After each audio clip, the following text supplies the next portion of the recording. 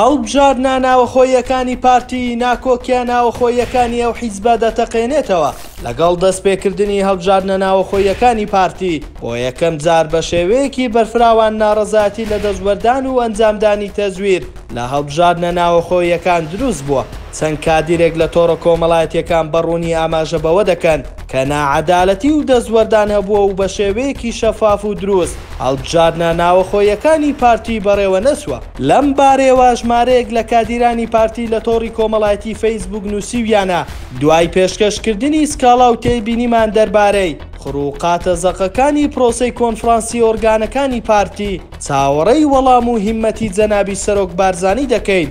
ئەو نادادپەروەری و ستەمەی لەلایەن چەند بەرپرسێکی پارتی دەکرێت ڕابگیرێ و ئەگەر ڕانەگیرێ قسەمان دەبێت و زۆر شت هەیە لە سۆشیال میدیا دەخەینە ڕوو. دروستبوون و سەرهەڵدانی ئەو ناکۆکیانە لە کاتێکدایە لەگەڵ هاتنە پێشەوەی زیاتری مەسرور بارزانی بۆ سەرۆکی حکوومەت بە ئاشکرا ناکۆکی لە نێو خۆی پارتی لە نێوان هەردوو باڵی مەسرور بارزانی و نێچیروان بارزانی گەشەی کردووە. لە میدیاکانیشیان ڕەنگی داوەتەوە و پێدەچێت لە کاندیدەکانی پەرلەمانی کوردستانیش و لە پۆستەکانی دواتر بە تەواوەتی ڕەنگ بداتەوە و باڵی نێچیروان بارزانی لە ناوەخۆی پارتی فەرامۆش بکرێت.